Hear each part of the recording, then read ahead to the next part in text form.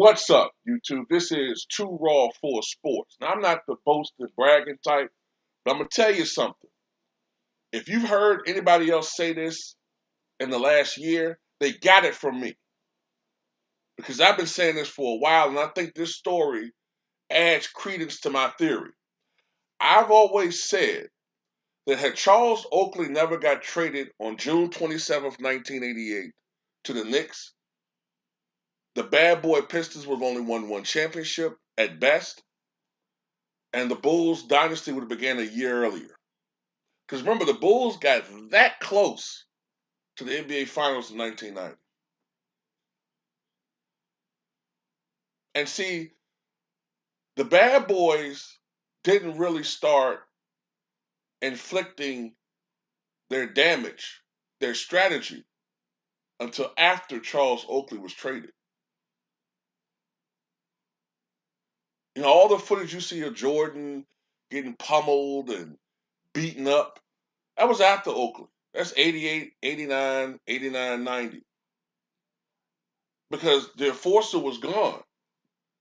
Once the enforcer, Oakley, was gone, the dude getting all the rugged, getting all the rebounds and setting the screens and being the enforcer. And that's when Mike was having all of those, great in-game dunks because ain't nobody want to fuck with Oak. Because if you knock Jordan out the air and did some dirty shit like they was doing later on, Oakley would check your ass in the game and possibly outside the game. It was after Oakley was traded that the bad boy Pistons started their reign of terror against the Bulls in the league. So you want to know a story that adds credence to what I'm talking about? One of the biggest trash talkers for the Detroit Pistons was none other than John Sally, right? And as we know, John Sally has been on a tangent over the last several years talking about how Michael's overrated, Pippen is underrated, Kobe's better than Mike, all that shit, right? So a couple of years ago, back when we still had Kobe Bryant, in our graces, I believe the story says they were at a Kentucky Derby, and it was an all-star studded occasion. You had Michael Jordan, Kobe Bryant, Julius Erving, Chris Tucker, Dave Chappelle, and Charles Oakley. John Sally, who's a jokester, decided to crack a few jokes and go at Michael Jordan and kept fucking with him about how he thought Kobe was better than Mike. So this is from John Sally, same hearsay. So John Sally said, quote, off to the right is Charles Oakley, who, if you don't know, is Michael's security guard forever and didn't like me. So I look at Michael and I said, wait, at 27 years old, whatever, 27, I put my hand on Michael's shoulder and I go, at 27 years old, young boy would have given you the business. And out of the blue, Charles Oakley comes and punches me in the stomach. But I mean the way he wanted to hit Dolan, James Dolan, not the way he was pushing the security guard. He unleashed on me, Dan.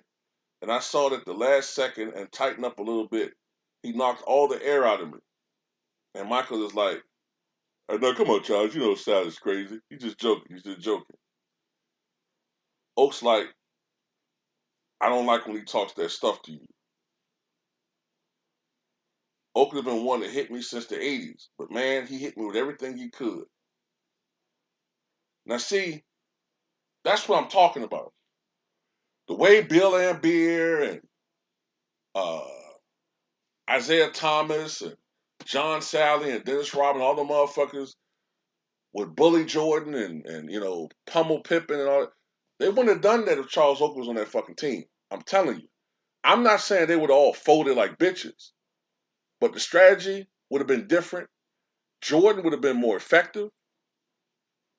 And if you look at it, that the fact they won 7 games with the Pistons in 1990, when Mike arguably If you look at the Portland Trailblazers, you look at who Clyde had with him, and you look at who Mike had working with him at that time, you would have thought it would have been Drexler who went 7 games with the Bad Boy Pistons, and Mike only 5. So you add Charles Oakley, a double-double, the premier force in the league, I think the Bad Boy Pistons lose. But that's just my theory. Tell me what you guys think.